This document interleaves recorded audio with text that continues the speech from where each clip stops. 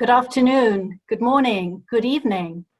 Welcome and thank you all for joining us today for our Monash Prato Dialogue Distinguished Lecture Series in Artificial Intelligence.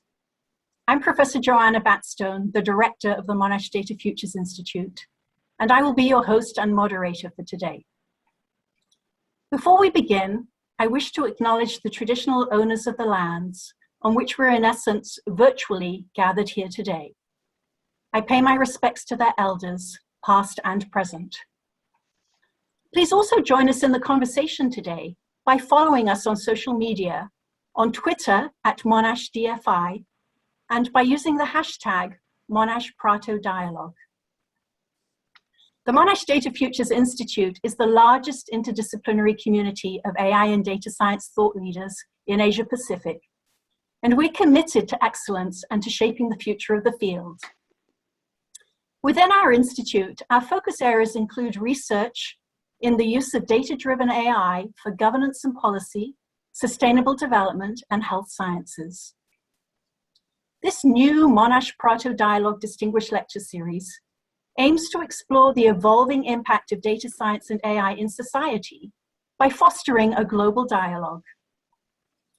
This series takes its name from Monash University's Centre in Prato, Italy, that represents an international base for research, education, intellectual and cultural exchanges, and enables us to bring people together to meet, learn, and collaborate with our peers and colleagues from around the world. You've joined us today for the second lecture in this series, where we are very pleased to host Professor Huw Price. Professor Price is an Australian philosopher and academic director of the Leverhulme Centre for the Future of Intelligence, or CFI, at the University of Cambridge.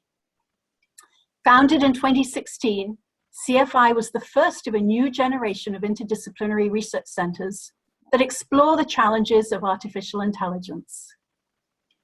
Professor Price was previously the Bertrand Professor of Philosophy and a Fellow of Trinity College, and he's the co-founder of the Centre for the Study of Existential Risk at the University of Cambridge.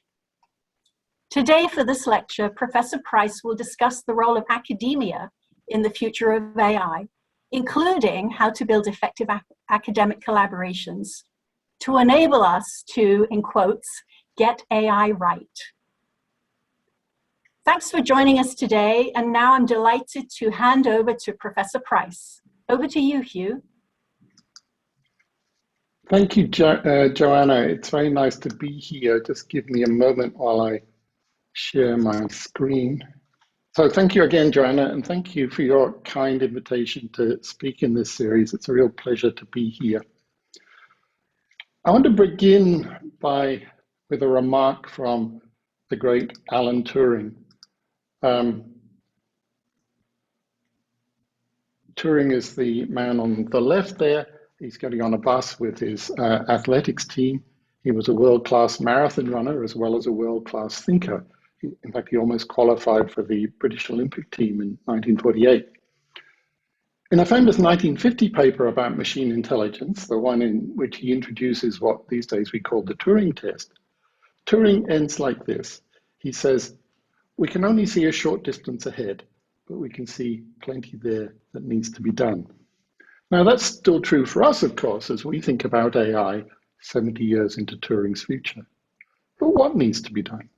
I want to try to answer that question from the perspective I know best, that of an academic philosopher whose own life and career spans most of those 70 years. For Turing in 1950, artificial intelligence lay years in the future. He expected machines comparable to humans by the end of the 20th century. We now know that that was overly optimistic or perhaps overly pessimistic, depending on your point of view.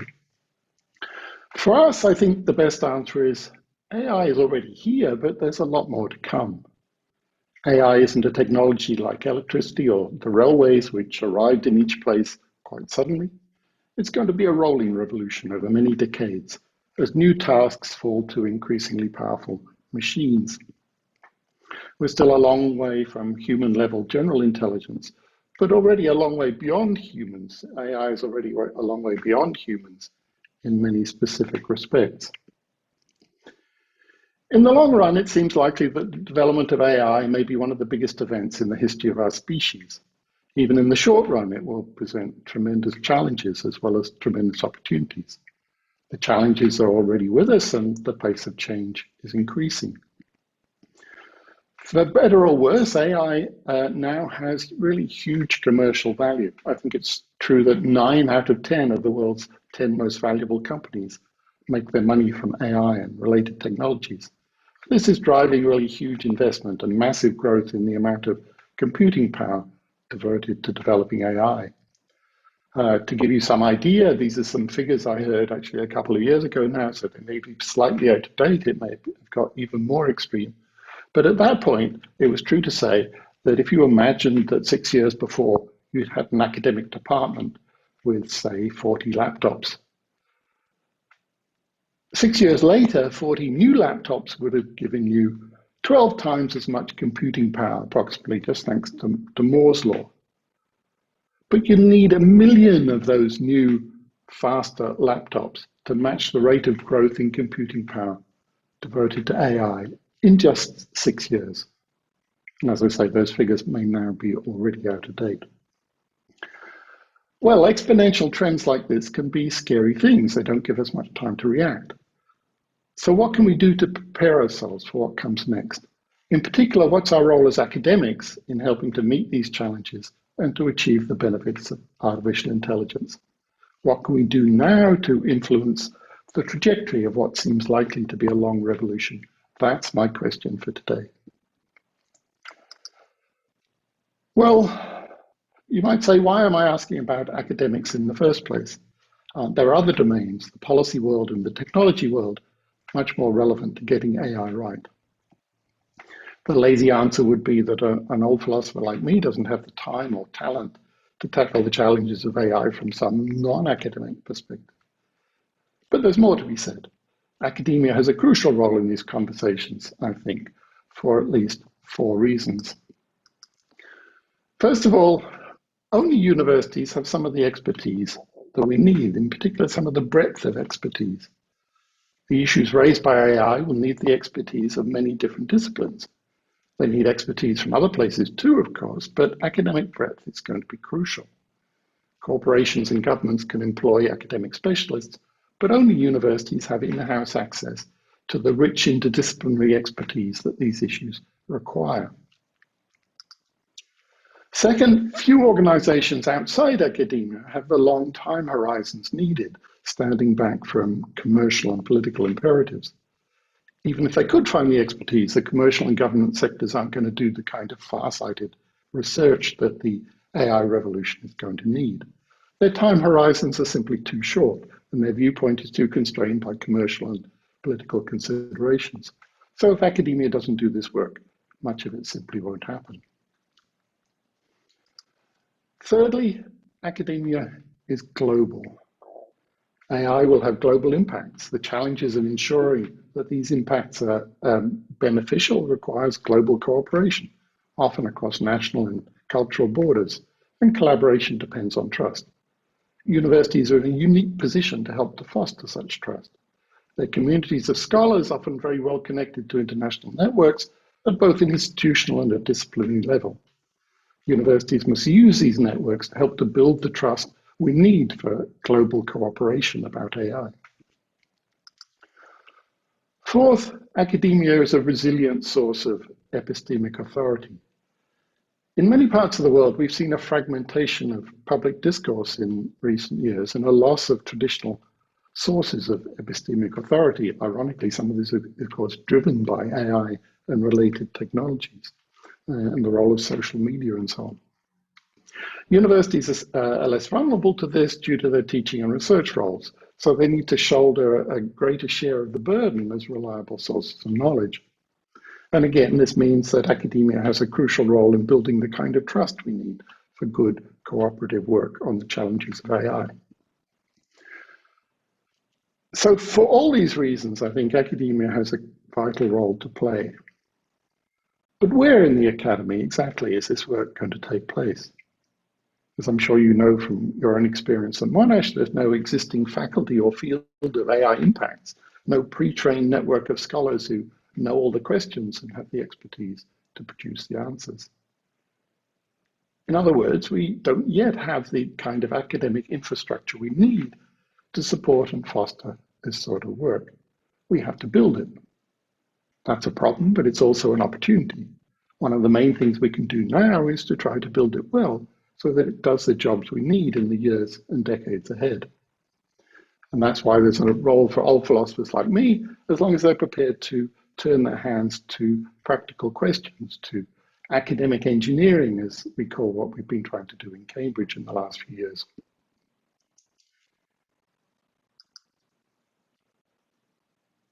I want to propose some design principles for this kind of academic engineering, some design principles for the kind of academic community we need to build to meet the challenges of AI.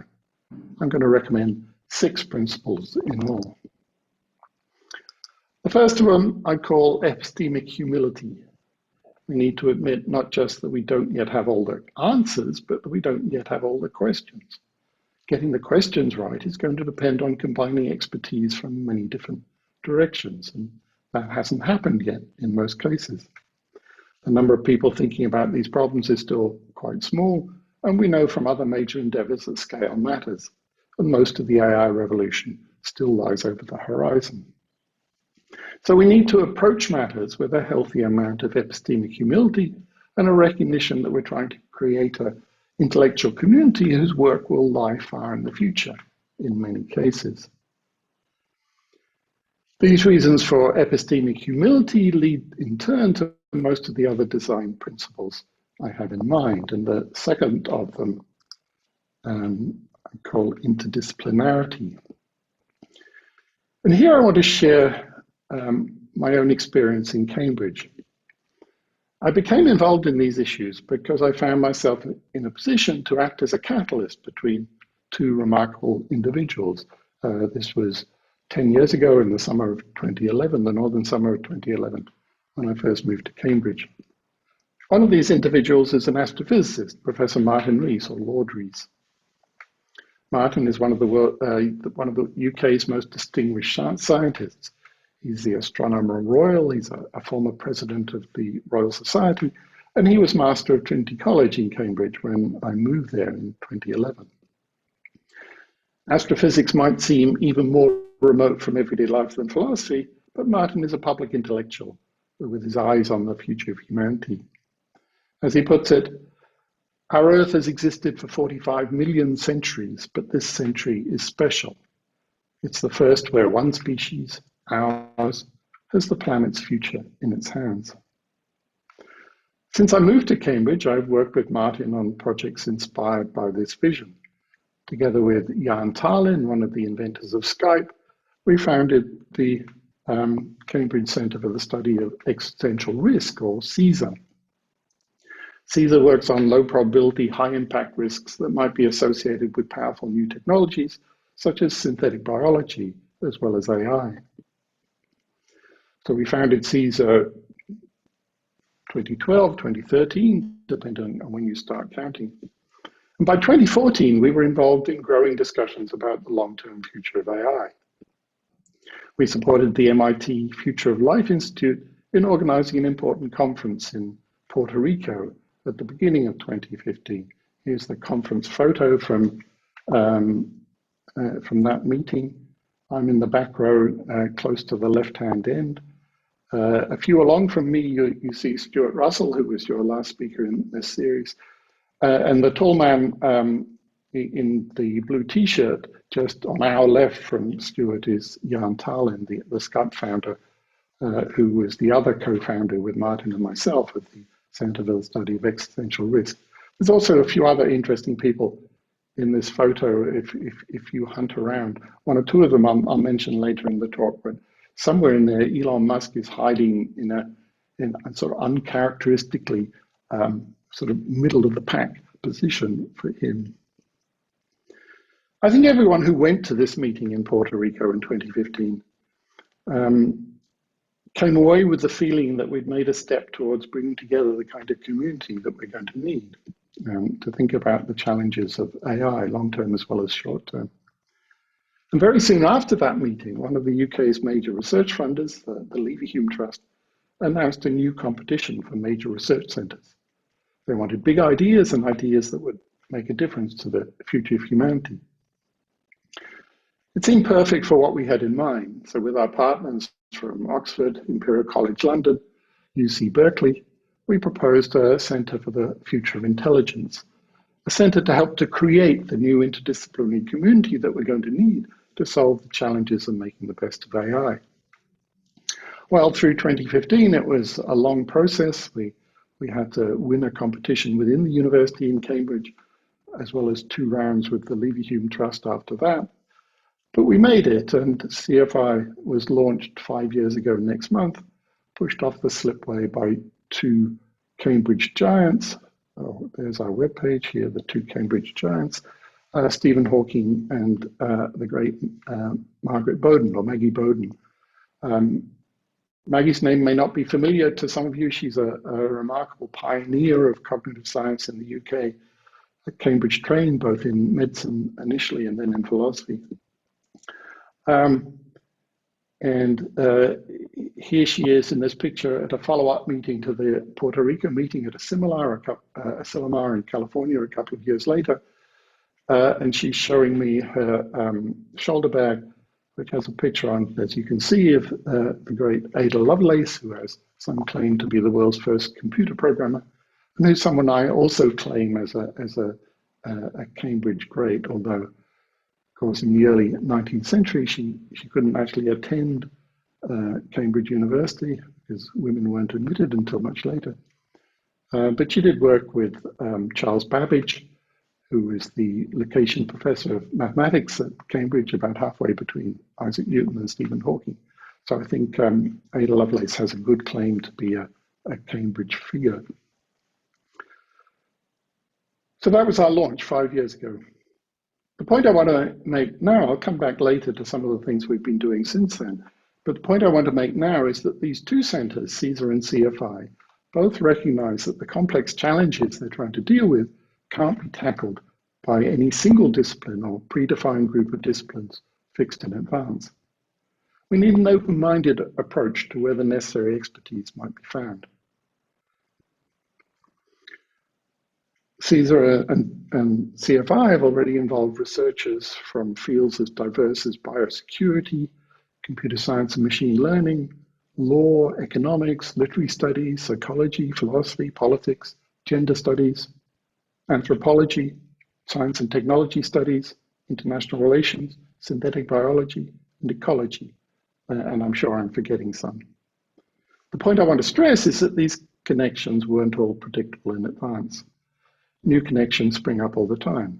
New scholars from new disciplines hear about our work in some way and propose ways in which their own skills and academic perspectives are relevant. So this kind of open-mindedness is absolutely crucial, and it needs to be designed in from the beginning. That's what I mean by interdisciplinarity as a design principle. My third design principle is not just academia. This may be obvious, but if we want to make a difference, we need to connect to the world outside academia. We need good connections with the policy world, the tech world, and the corporate world. There are design principles to think about here as well. Connections in all these directions are important, but so is maintaining the difference. Connecting doesn't mean merging in any of these directions. If academia became absorbed in any of these domains, its distinctive advantages would be lost. One of these advantages, as I said before, is that academia can operate on different timescales, being less dependent on the short-term goals of the policy, tech, or commercial worlds. Such differences are what makes academia so valuable to these worlds, so we need to stand apart as well as to connect. Fourth principle, connectedness across borders and boundaries. The need for connections is so important that it deserves a section to itself. Internally, the community needs strong connections between various academic disciplines, between scholars who speak different professional languages, or in some cases use the same terms to mean different things. These connections take work. They depend on building a common language and on those rare individuals who can translate from one to the other within academia. And they depend on building trust. Computer scientists may be suspicious of, say, sociologists or philosophers, and vice versa. It takes patient work to build the kind of trust on which collaboration depends. So we need to build communication and trust across academic disciplinary borders. And the same applies, of course, to the borders between academia and the worlds of policy and technology. Again, we need design work and work on building trust and communication. Similarly, some of the people working on the challenges and opportunities of AI are within the policy, tech, or commercial worlds, but separated from each other by other sorts of borders, barriers of commercial interest, for example, or between public and private sectors. So here too, effective design has the potential to improve communication and trust. And you can probably see where this is leading. Some of the most important and challenging borders of all are the world's national, cultural, and political boundaries. AI is a global technology. Wherever it's developed, its effects will be felt worldwide. Above all else, the community of scholars who work to meet its challenges must be a well-connected global community. What does connection mean in this context? Well, again, the crucial things are achieving communication and building trust. So here we come to some good news. The academic world is already highly global, as I mentioned before, in many fields, especially scientific fields.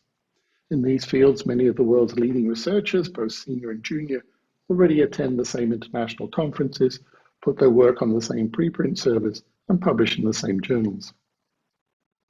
It's difficult to overestimate the importance of this kind of global academic culture. In academic fields that have it, many scholars travel internationally for graduate work or postdocs or academic visits. In this way, the field develops rich networks of personal connections, reaching across borders, cultures, and generations. These personal networks are a fertile basis for communication and trust. So it's vital that we encourage such a global academic culture in the new interdisciplinary field of AI impacts. We need all the infrastructure that supports this kind of academic culture: international conferences, key journals, exchange programs, and all the rest of it. And that brings me to my fifth principle, which I call disciplinary identity. The last point is worth pulling out as a principle of its own. We need an identity so that scholars in this new field can identify themselves to each other and to outsiders. What do you do? I work in, and here we come to a problem. We don't yet have a good name for the field. I often use AI impacts. I think I've used that already once in this talk. But there may be better possibilities that I haven't thought of. Like other social groups, academic disciplines create their own boundaries and turn their backs on outsiders. The group is defined by who's in and who's out. So it's a dilemma for our new field of AI impacts. It needs to be open to ideas and talent from new directions, but it also needs a strong sense of its own identity so that people within it can identify each other as fellow members of a single community. This may be a delicate balancing act in some cases. My last design principle I call the long view. Immediate problems are important, but it would be a mistake to assume that everything is already in view. As I said, AI isn't going to arrive all at once, like electricity or the railways. It's likely to be a long revolution happening over decades. We need to plan our academic infrastructure now so that it's ready for challenges beyond the horizon. Some of the principles we need to do this are things I've already mentioned, like epistemic humility, an open mind to new issues and perspectives. But more than that, I think we need to instill a culture of mutual respect for short-term and long-term questions. If we try to dismiss one or the other, we'll split the community we're trying to create. We'll make things difficult for people who care about both and potential connections. Short-term choices may have long-term consequences, and we can't discuss that possibility unless we take an inclusive view. I began with that line from Turing from 1950. We can only see a short distance ahead, but we can see plenty there that needs to be done. I noted that the same is true from our perspective, and I've been asking the question, what needs to be done now by scholars like us? And my answer has been about academic engineering, about building the academic structures the challenges of AI are going to need. I've been outlining some principles for the design of this infrastructure, and I could put this last point by saying that we need to build for the long term as well as for the short term. We need structures robust enough to take us over the horizon and over the horizon beyond that one. To finish up today, I want to tell you some more about how these design principles are embodied in our own centres, in our own Centre for AI Impacts, that's CFI. From the beginning, CFI, or from before the beginning, in fact, when we were presenting the idea to the university and to the Leverhulme Trust, CFI was built on an answer to the question I started with. What can we do now as individuals and academics to help to steer the AI revolution in the right direction? We thought the best and first thing we had to do was to help to create the kind of academic infrastructure we're going to need to manage the challenges of AI as they emerge. And CFI's vision was to engineer, as I've been saying, to engineer infrastructure working with constraints like these. So these are the constraints as we saw them at the beginning.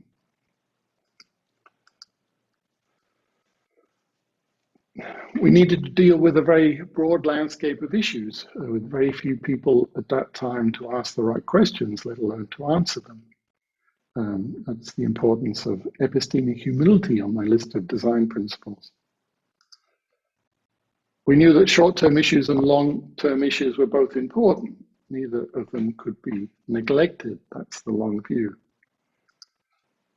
We needed to find brilliant people, especially brilliant young people who had the time in their career to devote to these challenges.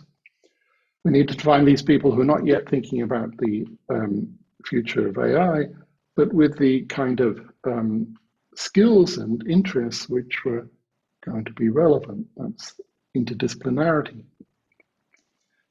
We need a highly interdisciplinary community with good horizontal connections as well as good vertical connections to technologists and policymakers.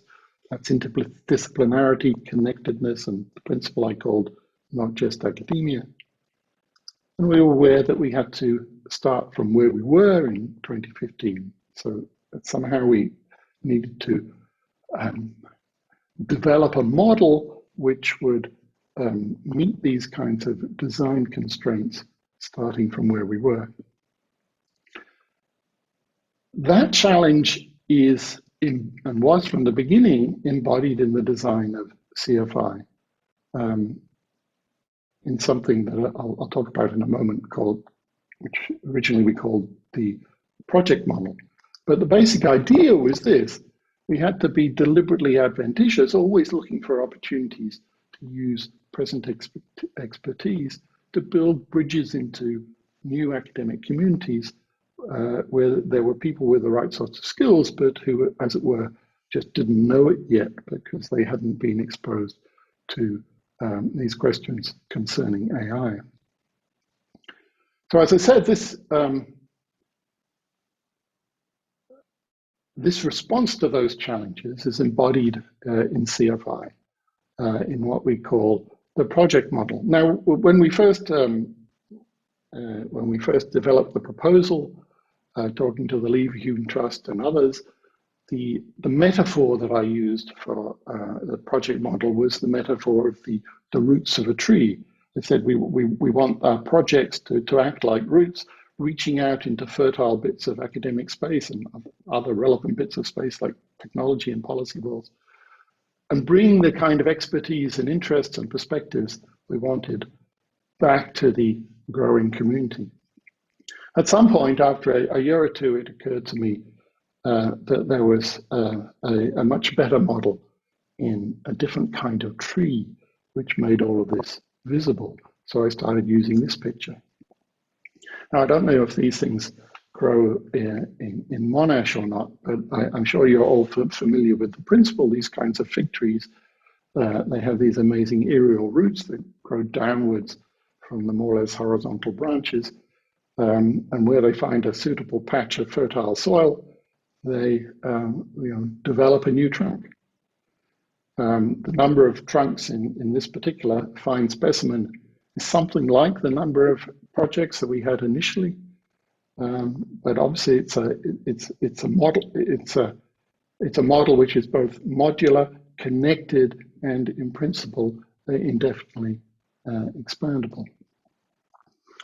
I once gave this kind of talk to a group from a research organization in Singapore, and the chairman stopped me at this point in the talk and said, I hate to I hate to undermine your metaphor, but I'd like to point out that in Singapore we have a lot of these trees, but one thing we know about them is that nothing grows underneath. As you can imagine, I was a bit crestfallen, but then I realized that the answer is, look, it's not what grows underneath. It's the ecosystem within the tree that's the crucial thing. And as you can see from this example, that's a very fertile place indeed. Okay, so when we first started, a few months after our launch, we had 10 of those these projects. You can see here, I won't go through them all, but they range from fairly technical projects at the top of the list there through to more humanities-focused list, technical projects at the other end. A lot of wonderful people involved in them, as you can see there. That was the initial implementation of our project model, but new opportunities started coming along very quickly. And so after a couple of years, we'd split things up in order to make things more manageable.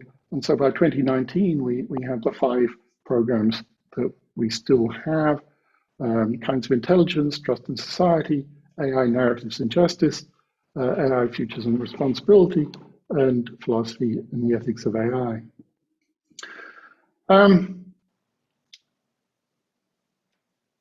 The last thing I want to offer you before we wind up is just some snapshots of a few of the things that CFI has been involved in over the last 5 years.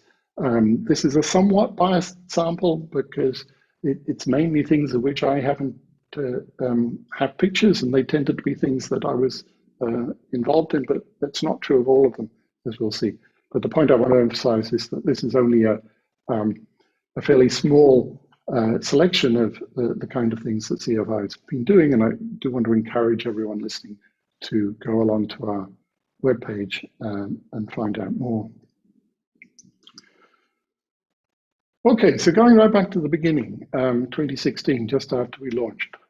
At that point, there was a debate going on in the UK, both about what the sort of official policy responses to AI should be, but also about what the issues that those responses should address were. One of the things which may be familiar in your case, I'm not sure, but the name of your institute suggests that this might be the case, was the sort of distinction between data issues and AI issues and how they're related. This wonderful diagram was produced by CFI's executive director, Dr. Stephen Cave, initially in the context of submission to I think a House of Lords submission. And it was intended to try to pull apart some of the various issues which people were trying to sort of get a grip on in some sense, and to, among other things, classify them in terms of whether they were immediate, midterm, or long-term issues. And for a period, this was quite an influential diagram. We called it the cave art within CFI. The year after that, we were involved in organizing a meeting in Tokyo with like-minded people. It was called Beneficial AI Tokyo. And so, among other things, it was an attempt to bring together people interested in AI impacts from Japan and other countries in the region, and to connect them to some of the people in our expanding community who are interested in these issues. The following year, in May 2018, we were involved in the AI for Good Global Summit, the UN AI for Good Global Summit in Geneva, where we were responsible for curating one of 5 tracks within that summit. Our track was on trust in AI, and what we did was to present a sort of range of project outlines for projects which could be done to study or to improve, well, among other things, such things as the development of trust between the groups who are going to need to collaborate to think about the challenges. Also in 2018, let me just mention briefly 2 reports that were produced by different groups within CFI. One was commissioned by the Nuffield Foundation, who were in the process of setting up the wonderful Ada Lovelace Institute, and they commissioned a report on a kind of roadmap on issues in the AI space, ethical and societal implications of algorithms, data, and artificial intelligence. That report was influential in the framing of the Ada Lovelace Institute. At the same time, we were also involved in a project with the Royal Society, a project called AI Narratives, which was looking at the ways in which AI and related ideas are framed within literature, film, and science fiction. And in particular, thinking of ways in which that framing might, for example, influence the kind of policy-related questions which were raised by various of the groups relevant, or either by AI developers themselves, or by policymakers, or by others.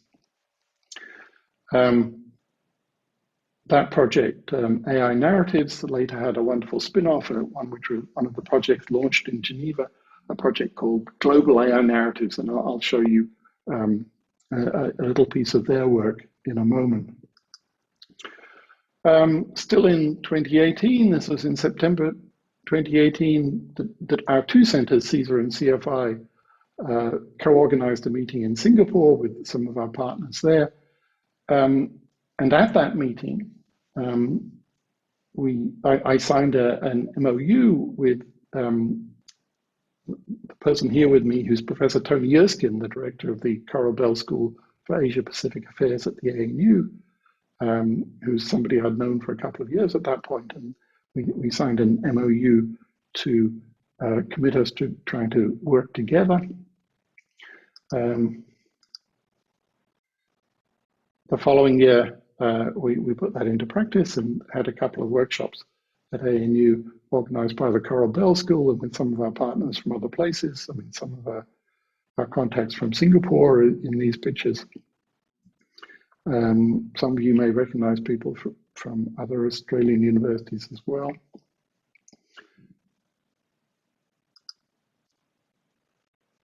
And here's the other piece I mentioned from the wonderful Global AI Narratives project. I mean, I realize I don't have many pictures from the last 18 months. I'm sure you can all figure out the reason for that. But one of the things that has been happening despite the pandemic is that the Global AI Narratives project has been running a remarkable series of workshops with groups in many different parts of the world, doing sort of comparative work on how different cultures regard, well, as they put it here in this report, the idea of a future with intelligent machines. And this is the report from the Middle Eastern and North African meeting, which I think they managed to hold just before the pandemic, but this is the report from him, which was released recently, as you see, both in English and in Arabic. Okay, so that's just a small series of snapshots of some of the things we've been doing in the last 5 years. And as I say, I do encourage you to go to our website and find out some of the other many things that we've been doing. For my closing remarks, let me just come back to Turing. I mentioned at the beginning that Turing was a world-class marathon runner, as well as a world-class scholar. And if you'll forgive me a very bad pun, I think we can say that in both roles, he had his eye on the very long run. He had in his mind a distant finishing line and the question of what it takes to get there in good shape. But I'm sure that if the analogy ever occurred to him, he would have emphasized that there was a very big difference between the two. In the case of AI, there isn't a fixed path mapped out for us in advance. And the trajectory is in our hands, and it's up to us to get it right. We can't see the finishing line, but we do know that for better or worse, we'll all get to more or less the same place. It's a global or a planetary problem in that sense. So it's up to us to work together to make sure that it's somewhere we actually want to be. And I'll just leave you with one more thought from Turing about the importance of the long run. I only came across this one just recently. I think at that time in 1946, Turing was probably thinking about the extraordinary work that he'd been doing during the war. Okay, that's it. Thank you again for inviting me, and I look forward to questions. Thank you so much, Huw. That was really tremendous, and the questions have certainly been coming in. So if, with your permission, I'd like to dive into a few of them. There are several themes that are coming out here, and so there's actually a number of questions here around the role of academia and the interplay between academia and industry. And so that's where I'd like to start. So actually a provocative statement or question really, that back in about 15 years ago, Bob Kowalski at Imperial College said that academics had lost the initiative in computer science research to Microsoft. And so the question more generally here, I think, is as universities, can we take back that initiative from the big tech companies to ensure that AI is done right? Or have we lost that battle with industry? And what do you think about the role we should be playing as academics? Well, that's a very interesting question. And there's more than one aspect to it. One aspect, which is in some ways the most kind of utilitarian, is that, of course, industry can pay large salaries to people with the right sorts of qualifications. And so as we find in our own center, finding people who are with good qualifications in machine learning who want to work in a center like ours rather than in industry is quite difficult. Although the ones that we do find are, of course, extremely highly motivated. They're working with us because they care about the issues. I remember not in CFI, but in CSER, one of the first people we recruited was somebody who'd gone to work for another large company, not the one that you mentioned. So after we offered him the job, I said to him, look, obviously we can't match your salary. We can't match the life in London, but we can offer you some fascinating colleagues working on some really important questions. And I'm delighted to say that he really didn't hesitate. He came to work with CSER and is still with us, one of CSER's key people. So that's a challenge, but it's a manageable challenge, and it's, of course, it's not just a challenge for an organization like ours. It's also a challenge for machine learning and computer science departments. And so a follow-on question related to that, Huw, is that when we do have the opportunity to work with industry, academia plus industry working together, are there tangible ways that you've seen that succeed with the private sector? And do you end up in a dialogue around protecting commercial IP with industry, or any experiences or best practices you could share with us around that interaction with industry that you've seen from a Cambridge perspective?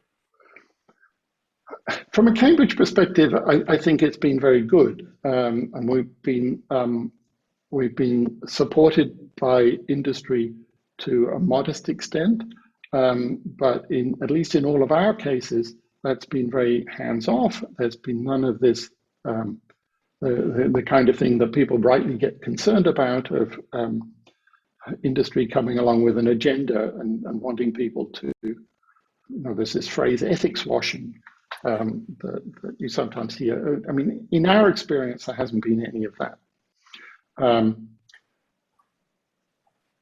The issue of IP and so on is a much more general issue.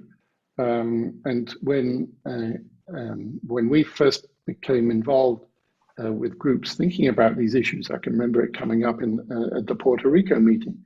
One of the things that people were doing was looking at other cases, and one of the cases they talked about was safety in the auto industry. Because there too, of course, there was a problem in getting the large automakers, this was in the US, to collaborate on safety issues because they were worried about sharing their commercial secrets about their new models.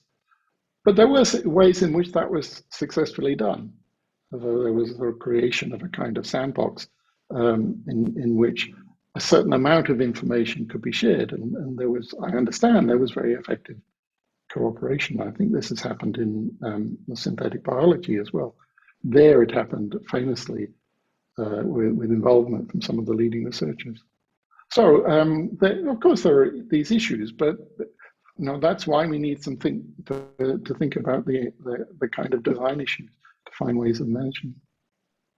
Thanks. A couple more questions here around, again, the role of universities. And so there's a question here from, I'm sure someone you know very well, from Toby, that basically asks, if we think of AI as being really pervasive, like electricity, why is it that we think we need to build a different structure in universities today, academic structures in universities or new departments in universities around a technology like AI, when we didn't necessarily say we need to reorganize all of our departments once we start investing in electricity?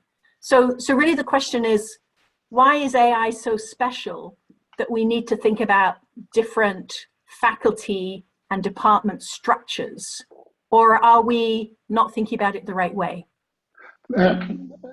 Thank you, Toby, and hello, Toby. It's great that you're here. It's a great question. Off the top of my head, I'd be inclined to say that AI is much more multidimensional than electricity. But I want to make clear, I'm not talking about rearranging all the existing departments.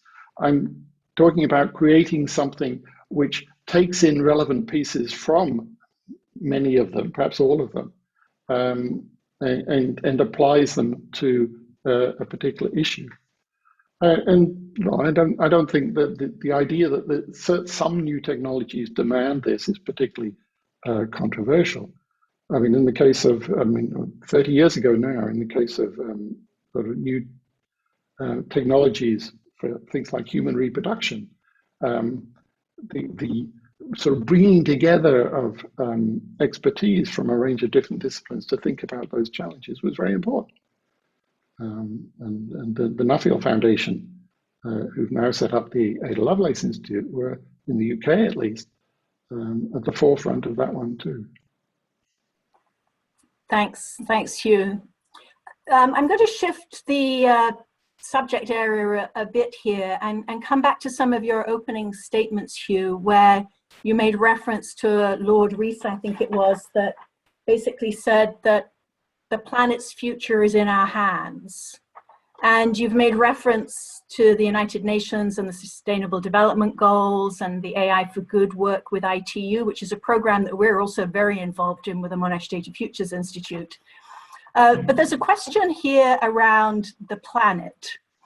And it's really a question about where, to the long view aspect of AI that you referred to and running for the long race, where does climate awareness come into that view, in the long view of AI? So because it's a field that requires a lot of physical resources, ongoing energy, as well as intellectual and emotional energy in the journey and dialogue around climate. So your views on climate awareness? Yeah, no, that's a very good question. I mean, it's perfectly obvious that one of the things that Martin had in mind when he makes that kind of statement is the damage we may do to the planet through failure to take sufficient action on planet. And I know that some of the people who are working on developing AI are optimistic that AI may provide us with some of the elements we need for solutions to these problems. And so I won't name names, but I've met some of the leading people behind some of the AI companies, and I know that they are very personally committed to using AI to help to solve problems which we would solve much more slowly without it. Of course, the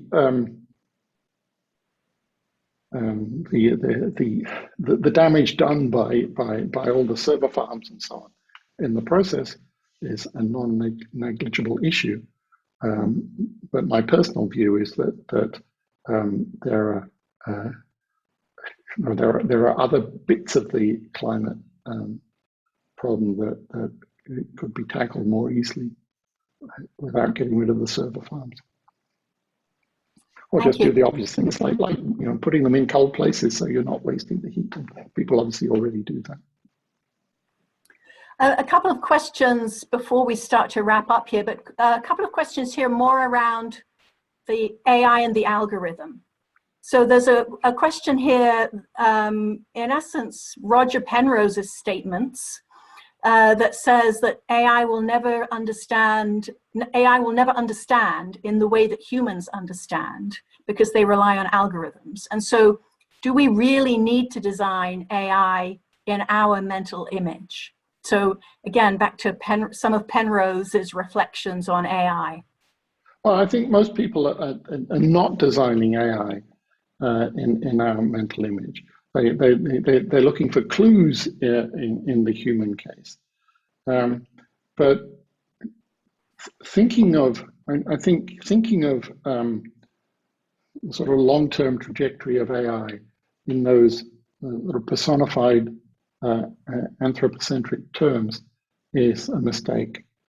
I mean, it may well be that some of the choices we have to make are about which path we want to try to pursue, and there are already people who are trying to think about what it would take to create a conscious machine, for example. Now, in my view, if we do want to pursue that course, then we do want to take very seriously the ethical challenges that come with it. But my sense is that that's very much a minority position. Most people sort of in AI don't think of the goals in those terms. So in effect, they're trying to produce very high-power problem solvers, not something which is sort of an artificial version of a human mind. I realize I've sort of sidestepped the big issues that Penrose raises, but I think it would take us too far afield and perhaps too deeply in philosophy to take up those in the last few minutes that we have. Thanks, Huw. Maybe that's a subject for another lecture, and we invite you back for that discussion. Right, I'm sure I can find somebody better.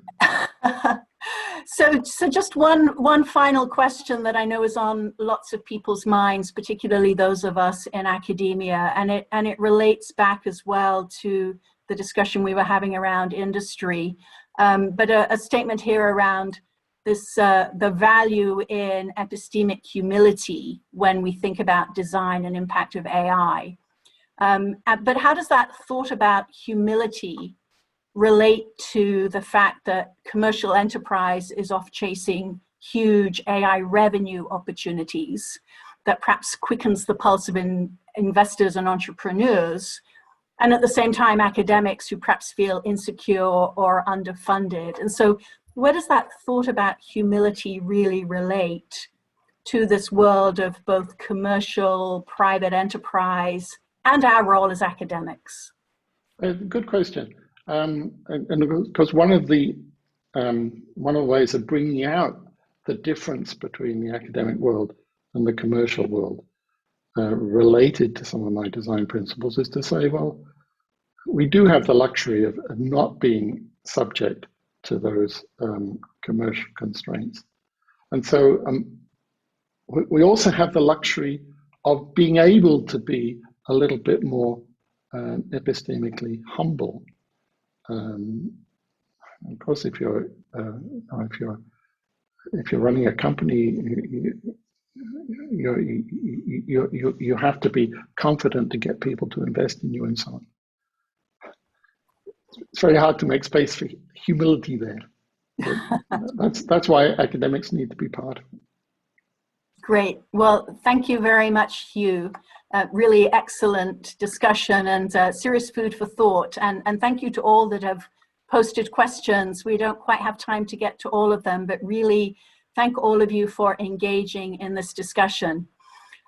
So as we start to wrap up here, I'd really want to both thank Huw for leading the lecture today. It's really been delightful. For all of you, our audience, before we close here, I'd like to invite you to our next lecture in this Monash Prato Dialogue series. So on the 21st of October, we're delighted to be able to host Professor Virginia Dignam from Umeå University in Sweden. And she's going to be giving a lecture in this series on responsible AI from principles to actions. And so we'd love to have you join us again in a few weeks' time for the next lecture. And for those of you who are meeting us at the Monash Data Futures Institute for the first time, we encourage you to stay engaged with us and to attend some of our upcoming events. But you can also continue to follow us on Twitter and on LinkedIn.